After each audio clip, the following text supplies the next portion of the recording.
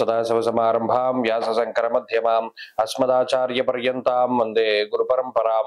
జ్యోతిష్ శాస్త్రాన్ని భావితరాల వారికి ప్రసాదించిన ఋషుల యొక్క పాదపద్మాలకి నమస్కారం చేసుకుంటూ, అలాగే నాకు ఈ జ్యోతిష విద్యను నేర్పిన గురువర్యులు జ్యోతిష బ్రహ్మ కీర్తిశేషులు శ్రీ ఏరంకి సూర్యనారాయణమూర్తి గారు సూర్యశ్రీ దైవజ్ఞ గారి యొక్క పాదపద్మాలకి నమస్కారం చేసుకుంటూ, ఓం శ్రీ మహాగణాధిపతి నమః, శ్రీ గురుభ్యో నమః, హరి ఓం. వీక్షకులందరికీ నమస్కారం. జూన్ 15వ తారీఖు లగాయితూ 22వ తారీఖు వరకు ఉండేటువంటి గ్రహగతుల ఆధారంగా ద్వాదశ రాశుల వారికి ఈ వారం ఏ విధమైనటువంటి శుభాశుభ ఫలితాలు కలగబోతూ ఉన్నాయో ఈ కార్యక్రమం ద్వారా తెలుసుకుందాం. అందులో భాగంగా ఈ వారం ఉండేటువంటి గ్రహగతుల్ని గమనిద్దాం.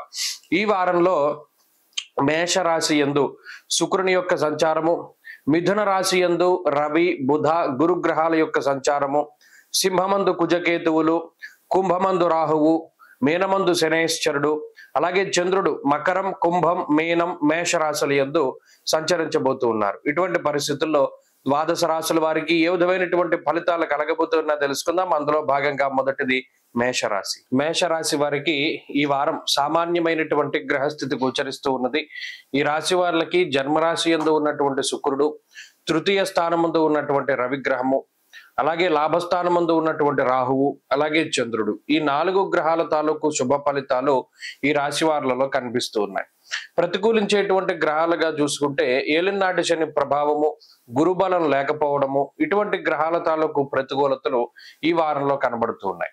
అయితే ఈ వారంలో పూర్తి స్థాయిలో చంద్రబలం ఉండడం, రవి బలం ఉండడం, ఆత్మకారకుడు అలాగే మనకారకమైనటువంటి గ్రహాల తాలూకు శుభ ఫలితాల వల్ల కొంత మానసికమైనటువంటి సంతోషం ఉంటుంది.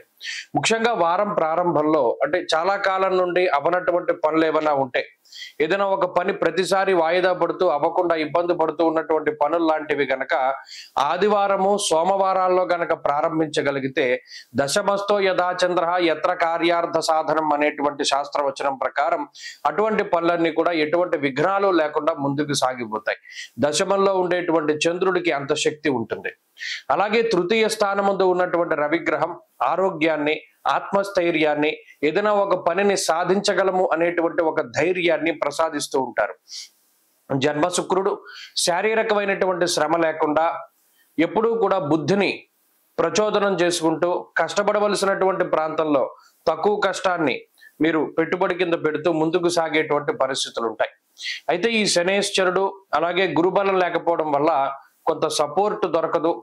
₹1 ఖర్చు పెట్టవలసినటువంటి చోట ₹5 ఖర్చు అవుతూ ఉంటుంది.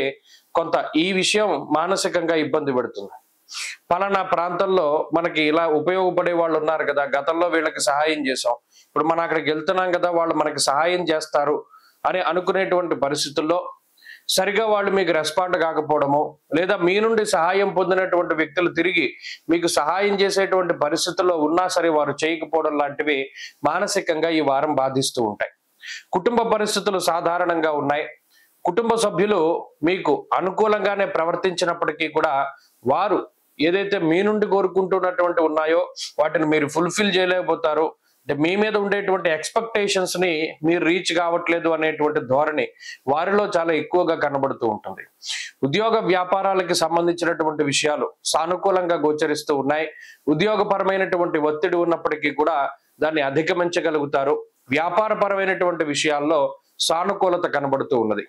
విద్యార్థులకి ఈ వారం గ్రహస్థితి అనుకూలంగా ఉన్నది. పోటీ పరీక్షల్లో మంచి విజయాన్ని సాధించడానికి అవకాశం ఉంటుంది.